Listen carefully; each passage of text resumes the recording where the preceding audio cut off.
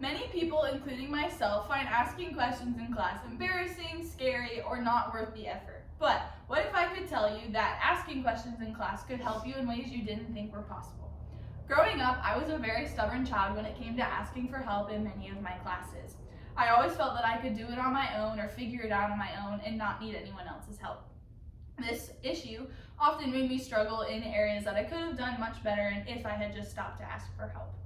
Many students can relate to my lack of desire for help if they just realize that it can benefit them in certain ways. And that's what we're going to talk about today.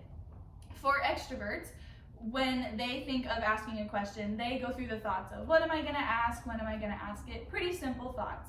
For introverts, they go through the thoughts of what am I going to ask, when am I going to ask it, what are people going to think when I'm going to ask the question, what will the professor think or say? They go through a lot more detailed thought processes. And then there's people in the middle called ambiverts who probably meet in the middle of the two extremes.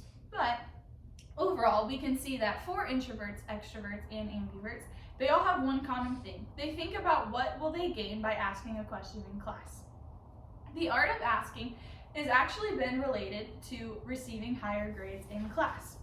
In a study done by Bauer, students were asked to ask questions in class so researchers could study what would happen to their end of term grades. The study ended up being inconclusive because students were too fearful to ask questions verbally out loud in class in a large chemistry or sociology class at a university. So researchers decided that instead they were going to have students write down the questions on index cards so that they could turn them into the professor at the end of the class throughout the duration of the semester to see how the study would go. At the end of the semester, students were promised that if they turned in a good quantity or good quality amount of questions, they were able to receive extra credit on their final course grades. With that, students were able to turn in multiple types of questions throughout the semester, and the following results were found. Students who received A's or B's in the courses were typically students who turned in more quantity or more quality-based questions. Students who received lower grades in the class, such as C's or D's, or even failed the class, fell down to the lower percentage of questions that were turned in throughout the semester.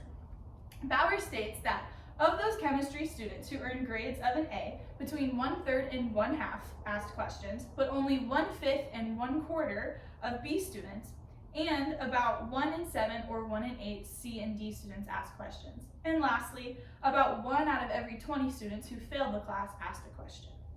With this in mind, we can see that there is a direct correlation to higher grades in courses compared to students who asked questions.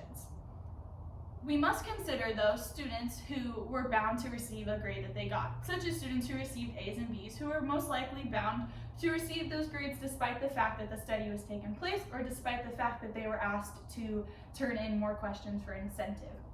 The study talks about how students who typically receive lower end grades in other courses introduced into this study asked more questions, and they also saw gradual improvement in their grades as well. So that negates the fact that students were able to receive the grades that they were going to receive no matter what. Improving our grades in courses is simply happening by asking questions frequently. But there are other forms of improvement and benefit that we can receive by asking questions, such as a deeper understanding of the knowledge of the concept of the course. Leaving courses with a good grade is always a great satisfactory feeling, but what if you could leave a course with a better understanding of what you went there to learn about? That is exactly what asking questions can also do for you.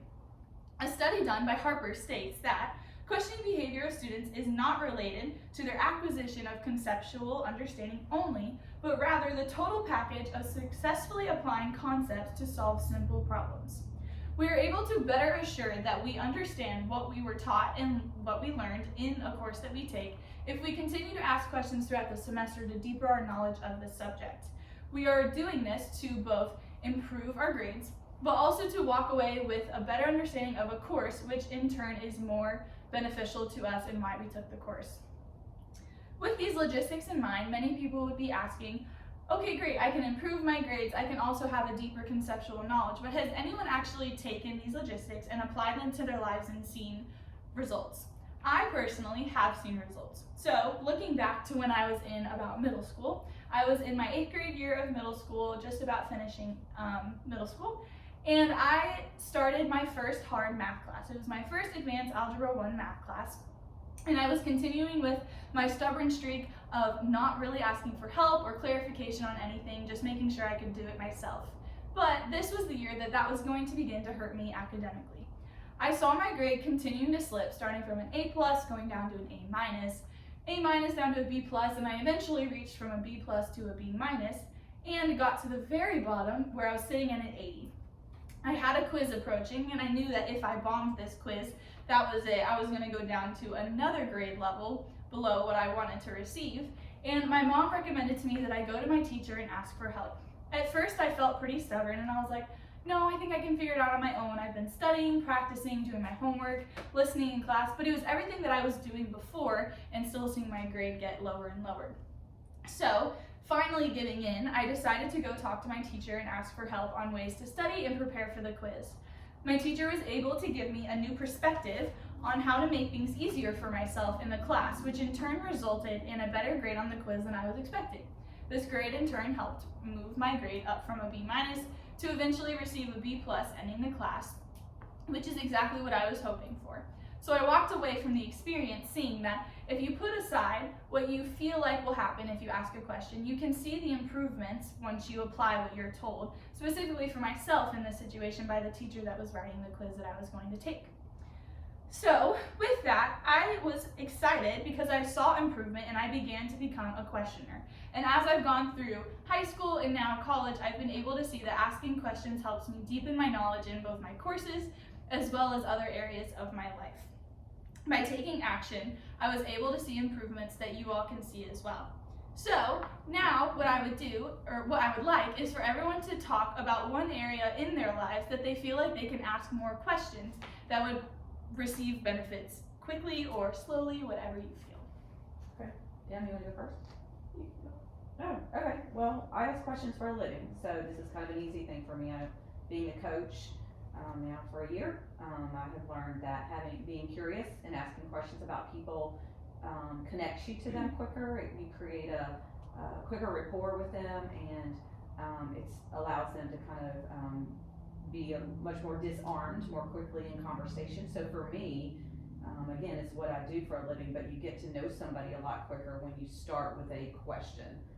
So it's probably kind of a little different than your paper, but it is still questions. Mm-hmm. So what about you, Rowan? Where would questioning help you? I'd say maybe in like soccer, if I'm like struggling on some sort of skill or anything that I just don't know what I'm doing, maybe like asking a question will help like clarify what I need to be doing better or anything in that sort. Mm-hmm. You might get results a lot quicker, right? Yeah. Right. What about you?